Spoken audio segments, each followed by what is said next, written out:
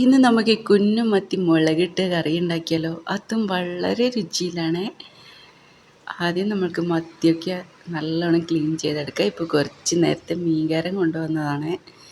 ചെറിയ ടൈപ്പ് മീനാണ്. ഇത് മുറിക്കാൻ കുറച്ച് പ്രയാസമുണ്ട്, എന്നാലും കഴിക്കാൻ നല്ല ടേസ്റ്റാണല്ലോ അല്ലേ. നമുക്കൊന്ന് ഇപ്പം തന്നെ ഇത് ക്ലീൻ ചെയ്തെടുക്കാം. ഞാനിപ്പം നല്ലോണം ക്ലീൻ ചെയ്തെടുത്തിട്ടുണ്ട്. ഇനി നമുക്കിതുപോലെ ഒരു പാൻ വെച്ചതിന് ശേഷം ഒരു അര ടീസ്പൂൺ ഉലുവയും 1 ടീസ്പൂൺ കടുകും ചേർത്ത് കൊടുക്കാം. പിന്നെ വെളുത്തുള്ളി ഇഞ്ചിയാണ് ഇതിലേക്ക് ഇട്ട് കൊടുക്കുന്നത്. ആദ്യം നമുക്കിതൊന്ന് ചെറുതായിട്ടൊന്ന് വഴറ്റിയെടുക്കാം. പിന്നെ ഇതിലേക്ക് ചെറിയ ഉള്ളിയാണ് ചേർത്ത് കൊടുക്കുന്നത്. ഒരു 6 ചെറിയുള്ളി കട്ട് ചെയ്തതാണ് ചേർത്ത് കൊടുക്കുന്നത്. ചെറിയുള്ളി ചേർത്താൽ ഒരു പ്രത്യേക ടേസ്റ്റ് കിട്ടും, അതാണ്. പിന്നെ ഇതിലേക്ക് ഒരു തക്കാളി ചെറുതായി കട്ട് ചെയ്തത് കൂടി നമുക്ക് ചേർത്ത് കൊടുക്കാം. അത് നമുക്കൊന്ന് വഴറ്റിയെടുക്കാം. പിന്നെ ഇതിലേക്ക് 2 പച്ചമുളകാണ് ചേർത്ത് കൊടുക്കുന്നത്.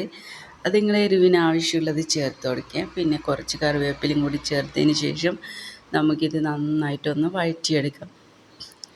ഇതിൻ്റെ പച്ചമണമൊക്കെ മാറുന്ന വരെ വഴറ്റിയെടുക്കണേ. ഒരു 1/4 ടീസ്പൂൺ മഞ്ഞൾപ്പൊടി, 3 സ്പൂണ് കാശ്മീരി ചില്ലി മുളക് പൊടി, 1 ടീസ്പൂൺ മല്ലിപ്പൊടിയാണ് ചേർത്ത് കൊടുത്തത്. ഇത് നമുക്കൊന്ന് വഴറ്റിയെടുക്കാം. ഇതിൻ്റെ നല്ലൊരു മണം കിട്ടുന്നത് വരെ വഴറ്റിയെടുക്കാം. കുറച്ച് സമയം വഴറ്റിയാൽ മതിയേ. ഇപ്പോൾ ഏകദേശം നല്ലോണം വഴഞ്ഞ് വന്നിട്ടുണ്ട്. ഇനി നമുക്കിതിലേക്ക് അടുത്തത് ചേർത്ത് കൊടുക്കാം. ഞാൻ ഇതിലേക്ക് പുളിയാണ് ചേർത്ത് കൊടുക്കുന്നത്. നമ്മൾ പുളിവെള്ളം ഇത് കുറച്ച് സമയം ഉതിർത്തി വെച്ചതാണ്.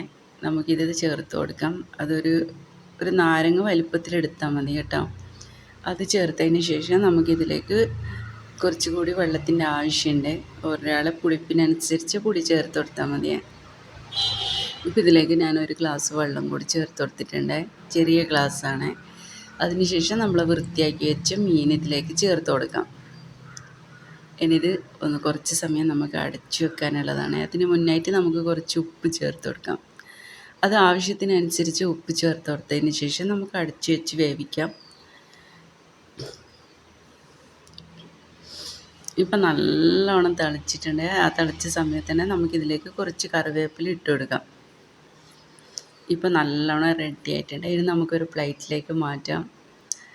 അടിപൊളി ടേസ്റ്റുള്ള കറിയാണ്. എന്തായാലും ഒന്ന് ട്രൈ ചെയ്ത് നോക്കണം. അറിയാത്തവരാണെങ്കിൽ നിങ്ങൾക്ക് ഇഷ്ടമായെങ്കിൽ ഫോളോ ചെയ്യാനും ലൈക്ക് ചെയ്യാനൊന്നും മറക്കരുത്. ഇതുപോലുള്ള നല്ല വീഡിയോസൊക്കെ നമുക്ക് വീണ്ടും കാണാം.